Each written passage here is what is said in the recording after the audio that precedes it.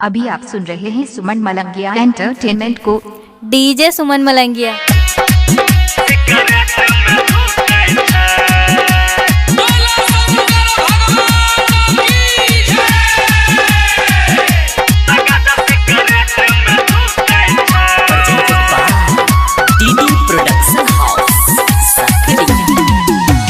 सावन के सोमवारी बाबा सैया नहीं रुकै छै। चढ़ते सावन के सोमवारी बाबा सैया नहीं रुकै छै। चिलम फोड़ के हम फेंकलिए त गाजा सिगरेट में धुकै छै। चिलम फोड़ के हम फेंकलिए त गाजा सिगरेट में धुकै छै।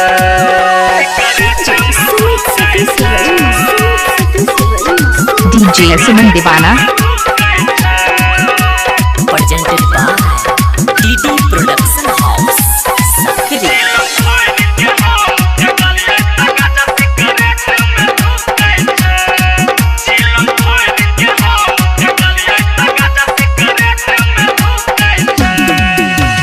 कहू के दे बाबा अपन कहानी भांगे धतूरा में रहै छै।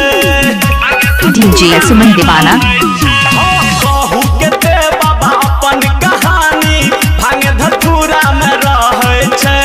कहै छै छी महाकाल के चेला हरदम नाश में रहै छै। 24 घंटा में एको बेर नहीं बाबा ई रुकै छै।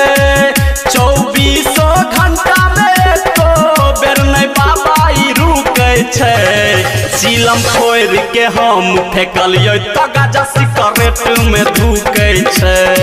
चिलम फोड़ के हम फेंकलिए त गाजा सिगरेट में धुकै छै।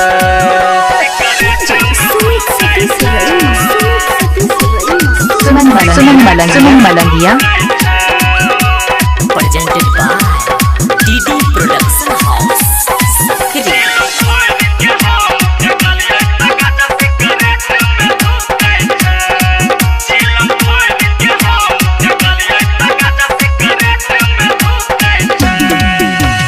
गानी गानी कही कहानी सुनु भोला दानियो।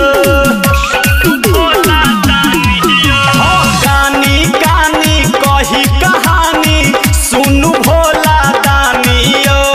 अर्जी हमर बाबा पूरा करब त धार गंगा के पानियो।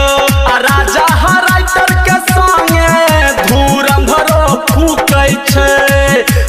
राजा हराइटर के संगे धर्मवीरो फूकै छै। चिलम फोड़ के हम फेंकलिए त गाजा सिगरेट में धुकै छै।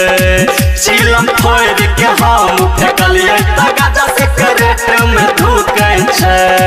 चढ़ते सावन के सोमवारी बाबा सैया नहीं रुकै छै।